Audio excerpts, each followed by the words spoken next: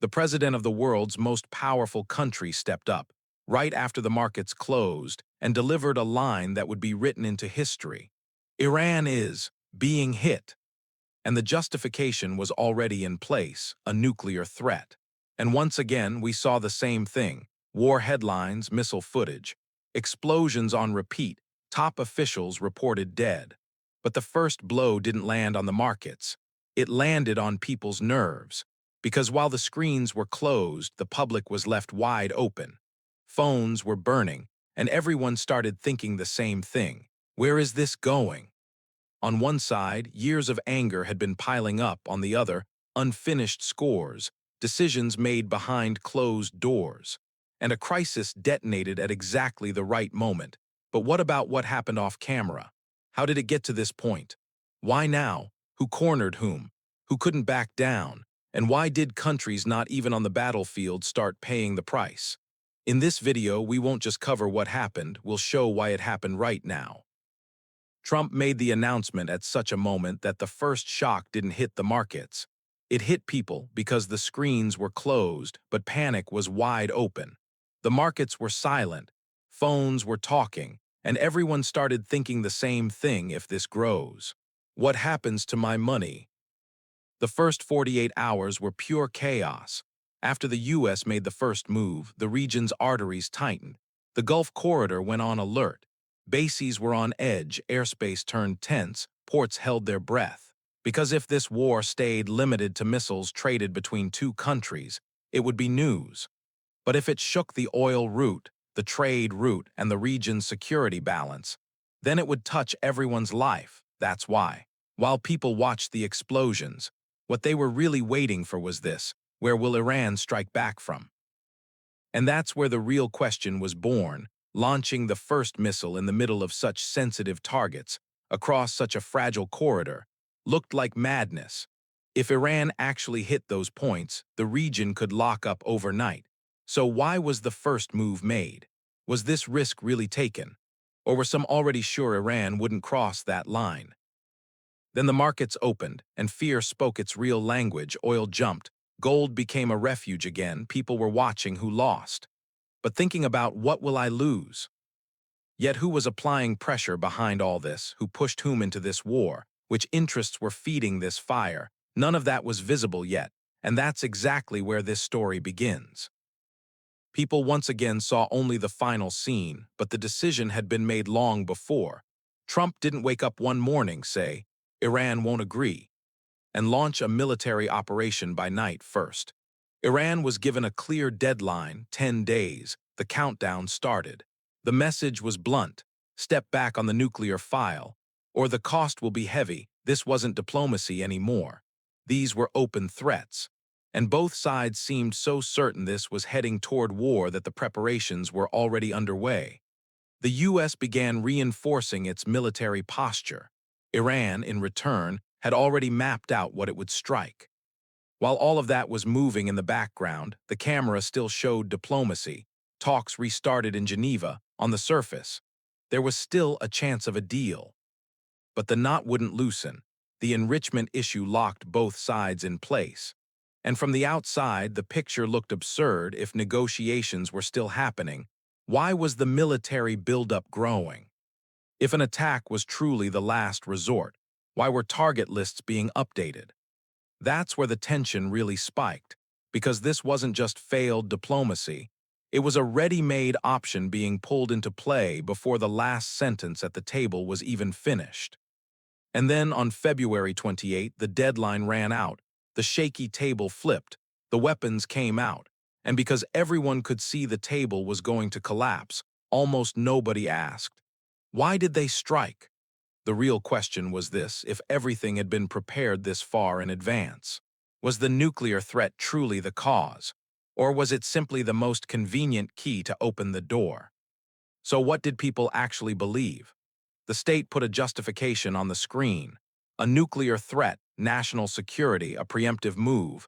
But a huge part of the public looked at the same screen and felt something else.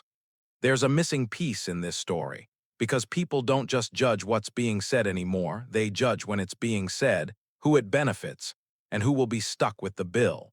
And right there, the official narrative and public instinct split apart, up above. It was framed as a necessary strike.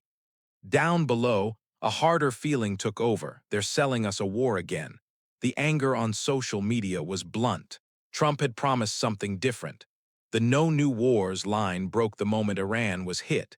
People who thought they were hearing "America first" suddenly found themselves back under Middle East war headlines. And from that moment on, the public's version of reality hardened. Why did the promise change? What happened behind the scenes that we don't know? And the questions started coming fast. Was this truly unavoidable, or was it simply chosen because it was convenient? People weren't just talking about Iran. They were talking about the smell of the decision. The timing, the why now. Some called it distraction, some called it a one-man reflex. Some said it openly, if it was that urgent, why did they only start convincing the public after the strike began? The state described a threat. The public saw suspicious timing, thin explanations, and a justification being forced into place. Because while the language above talked about security, the language below spoke in fear. An ordinary person watches missile footage for a minute, then waits with the fear of rising prices, and the fear of future coffins, and the harshest break happened right there. While states explained the reason for war, the public started calculating its cost. Most people were asking the same questions. Will troops be sent? Where will oil go? Who will pay the economic bill? And the real question wasn't who would win this war. The real question was who it would serve, and right there, people stopped looking only at the strike and started looking at the timing. Because some wars don't feel suspicious because they happen. They feel suspicious because of the exact moment they happen, especially when other files are already sitting on the table. Trust in the state's story had already cracked, and then another file fell straight into that crack: Epstein. What fueled the suspicion wasn't just the file itself. It was the smell it left behind. Trump having been seen in the same circles as Epstein, the photos resurfacing, and the growing sense of what's being kept hidden had already poisoned the ground in people's minds. So when the strike on Iran hit the headlines, the first reaction online wasn't coincidence. It was, right now, really. People didn't build the connection with proof. They built it with distrust. And here's the real break. When the state tries to manage one scandal, and then a new crisis explodes, people don't watch them separately. They stack them on top of each other. On one side, unnamed names, half answers, the feeling that elites are being protected. On the other, a war that erupts overnight, oil jumping, markets tensing, fresh headlines swallowing everything. In moments like this, people don't start with "where's the evidence?" They start with a feeling something is being covered up again, and that feeling grows, spreads, hardens. The Iran war landed in exactly that kind of atmosphere, and this is where it gets dangerous, because once the idea takes root that crises don't just happen, they get used. No official explanation can stand on its own anymore. Every headline starts to hide another headline behind it. Every strike starts to carry the scent of another pressure. Every timing starts to suggest another interest. That's what the post-Epstein cloud of suspicion did. The first bomb dropped on Iran no longer looked like a simple security move. A more disturbing question appeared.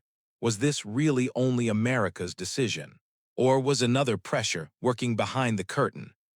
The distrust sparked by the Epstein file hadn't even settled, and people were hit with the shock of a new war. And this time, public attention snapped to one question. Was Trump really following his own line, or was someone pushing him onto it? Because what people saw on screen was America striking. But off camera, another shadow seemed to be there: Israel. Israel had wanted the hardest line on the Iran file for years. And with so many files already hanging in the air, the February 28 strike didn't look like a move the U.S. made alone. It looked like a step taken on the same threshold, at the same time with Israel. So the question in people's minds shifted to this: if Washington pressed the button, whose pressure was on the hand that reached for it? Israel's security, Iran's nuclear file pressure across the region, Washington's fear of looking weak, everything stacked up at once. And people didn't read the official sentences, they read the power relationship. Was this truly America's decision, or was America pulled into a line Israel didn't want to face alone?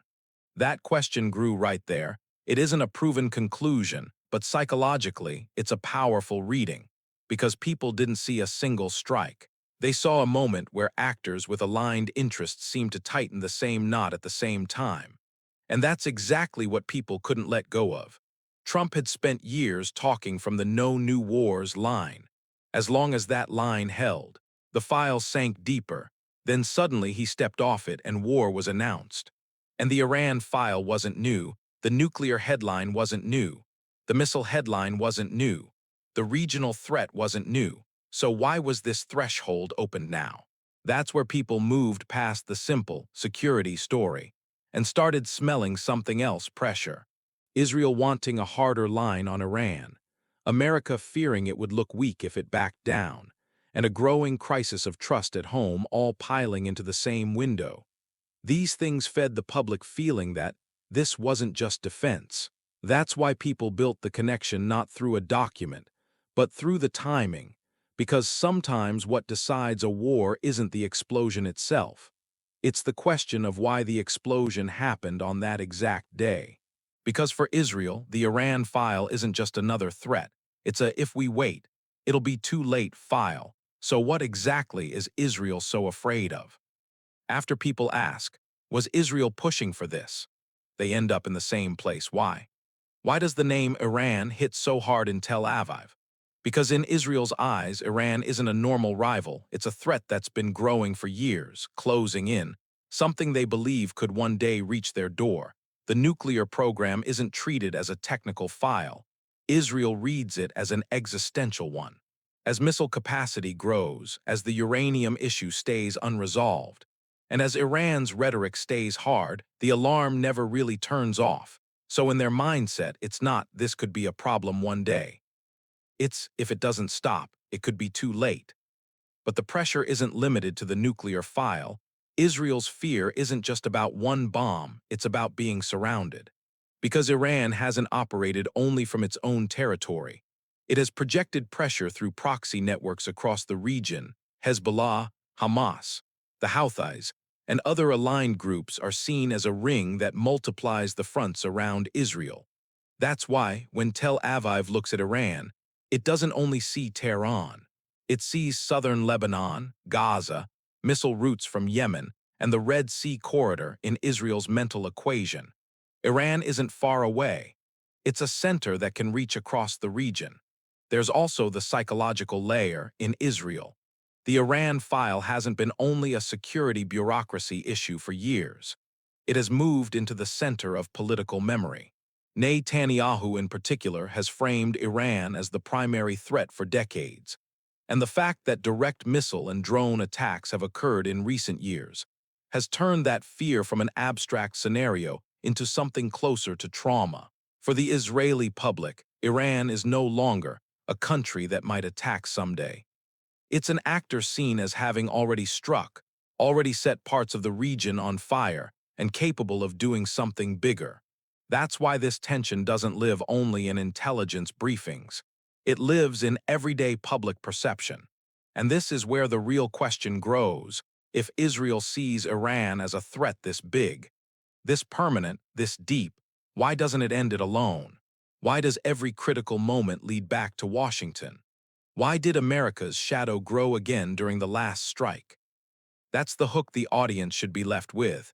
Israel's problem with Iran may be enormous, but what is it that prevents Israel from solving it alone? Because sometimes even the fiercest hostility isn't enough by itself. The real war begins with whoever has the power to carry that hostility all the way through. Israel has enough anger toward Iran, enough fear, enough desire to strike. But in modern war, none of that is enough on its own, because the issue isn't just hitting, it's finishing. And in the Iran file, finishing means punching through facilities buried under mountains, sustaining air superiority thousands of kilometers away, keeping the economy standing when retaliation comes, and doing all of that while still looking legitimate to the world. That's exactly where America comes in. Israel can strike alone, but it can't close a file like Iran alone. First reason is simple. The target's underground. Iran's most critical nuclear points aren't the kind of places you shut down with ordinary bombing. This isn't about hitting a runway or blowing up a building. It's about actually breaking buried infrastructure.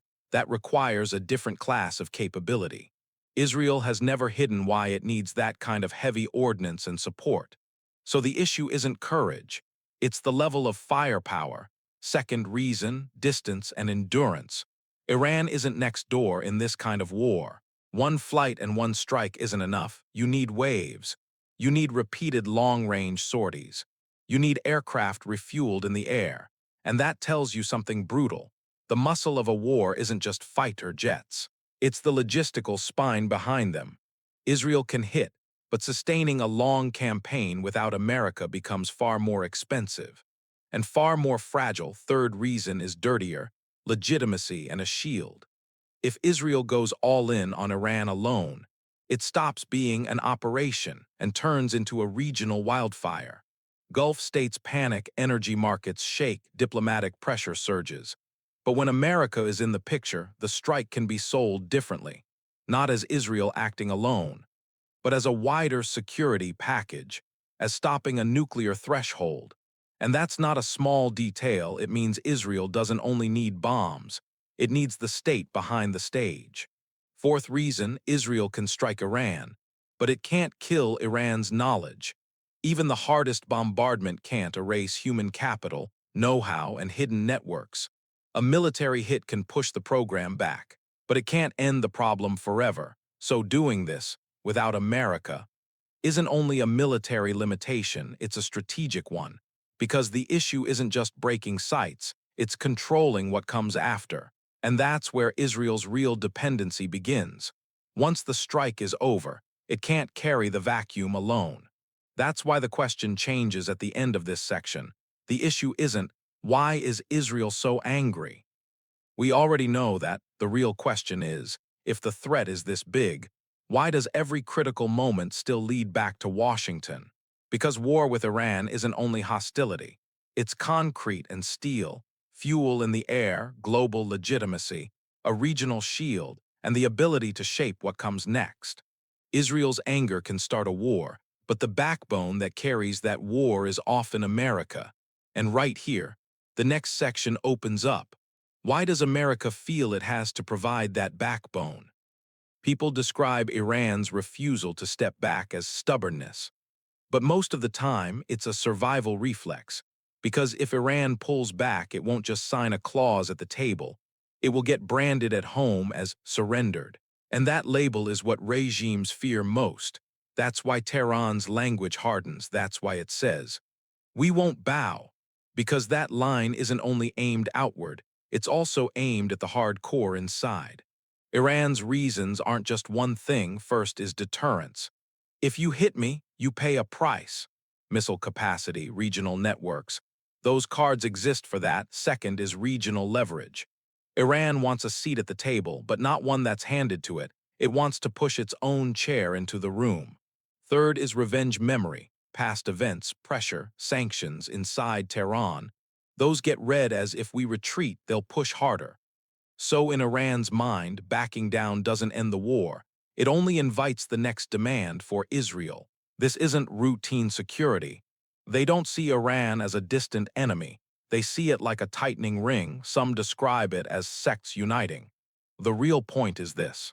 The resistance axis Iran has built can create multiple fronts around Israel at the same time.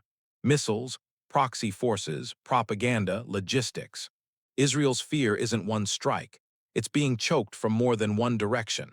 That's why Israel approaches the Iran file with the mindset of if not today, then tomorrow. And America isn't a neutral referee either. America's fear is as sharp as Iran's, looking weak, because the moment it backs down, it's not only Iran that feels emboldened. Everyone in the region starts recalculating. This is where the engine of the conflict ignites. Iran says, "I won't surrender." Israel says, "If we wait, it'll be too late." America says, "I can't back down." And when those lines collide, diplomacy gets gasoline poured on it But the darkest question comes now. If Iran is this hard, this paranoid, this control-obsessed, how are senior figures falling one by one? How are certain homes being pinpointed? How are critical meetings, critical routes, critical moments showing up as if someone has the calendar in their hand? Because at this point, it's not only an external enemy, it's a system that's been punctured. Sometimes that's classic intelligence, human sources, infiltration, buying, intimidation. Sometimes it's signals, communications, devices, traces, routines. Sometimes it's internal, rival factions, cliques, the possibility of people selling each other out. And sometimes it's panic as war grows, discipline collapses. And once that collapse starts, the most expensive price is paid by the leadership circle. Because when a senior figure goes down, it's not just a person. You lose decision chains, reflexes, coordination. That's why Iran's stance gets trapped between two extremes. It feels forced to resist. But the more it gets exposed, the more aggressive it becomes. The more aggressive it becomes, the more control it tries to impose. The more control it imposes, the more enemies it can create inside, and the cycle keeps growing. So does Iran look strong? Or are we watching a regime that hardens just to hold together something that's starting to crack from the inside? Because when a regime challenges the outside while beginning to unravel within, the most dangerous moves come right there, and in the next section we'll be chasing the question Iran can't escape anymore. Where is the leak coming from? From inside, or from something much larger? The blow Iran took wasn't only military, the message was bigger. We're piercing you. We're watching you. We're breaking you from the inside. And when a state takes a hit like that, it has two choices. It either retreats inward, or it spreads the fire. Iran chose the second, because answering only the US or Israel would mean accepting the strike inside a narrow arena. Iran's message was the opposite. If you corner me, the pain won't stop at two capitals. The entire region will feel it. That's why the war didn't stay contained. Because Iran has built its power for years not like a single army, but like a distributed pressure network. One line is missiles, another line is proxy forces, another is sea routes, another is psychological pressure in the Gulf. So when Iran responds, it doesn't just hit targets, it disrupts balance, it tightens airspace, it unsettles ports, it spooks oil. And it sends the region a blunt signal: if you want to stay out of this war, then stop the order that dragged this fire onto me. Here's the critical point. Iran doesn't only want to hit its enemy, it wants to crack the enemy's protective ring. Because America isn't just a country, it's bases, trade routes, alliance networks, and a military-economic order in the Gulf. And Israel isn't just a piece of land on a map either. There's a regional and global system standing behind it. So Iran's choice to tense up the region isn't an accident. It's a way of saying, if you hit me, you make this war expensive. And the tactic is brutally effective, because suddenly the issue stops being how many missiles. It becomes flights, ports, insurance costs, oil spikes. Which countries can't stay neutral anymore, war leaves the map and enters the bloodstream of the economy. That's exactly what Iran wants, to pull the war out of the battlefield and turn it into a bill. But there's a darker detail here. When Iran spreads the pressure across the region, it isn't only scaring its enemies, it's also exposing its own isolation, because the wider the war spreads, the more countries get forced into choosing sides, whether they want to or not, and that opens a new question. Were regional states truly part of this war? Or were they dragged onto the field as collateral targets in a fight between bigger powers? States start wars, but the first blow is usually felt not by soldiers. It's felt by ordinary people, because every decision made at the top turns into something else down below: fear, a notification sound, a canceled flight, a rising price, a sense that the future changed overnight. That's exactly what happened here. People didn't look at a map first. They looked at their phones, they saw explosions, they saw missile trails, and then they thought about their own lives. What if this drags on? What happens to oil? What happens to gold? Will I wake up tomorrow and everything is more expensive? because people pretend to listen to the reason for war.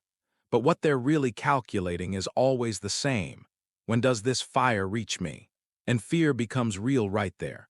Because as long as war stays on the battlefield, it feels far away.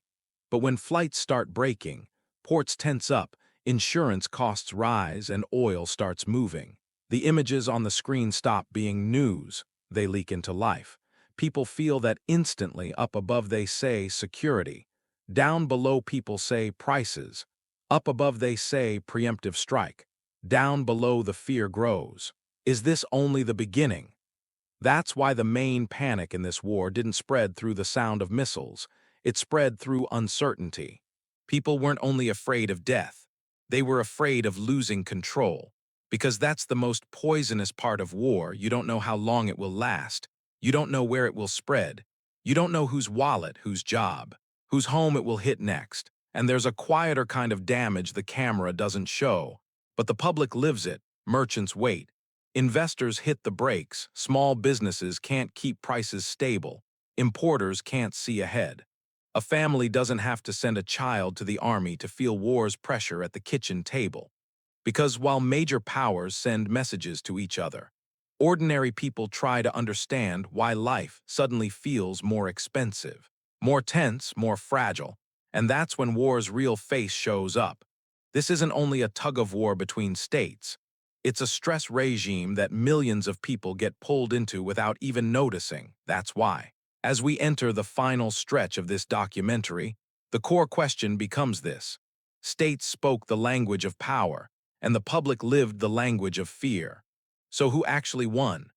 Who made money, who took losses, which trade routes were shaken, which markets fed on this chaos?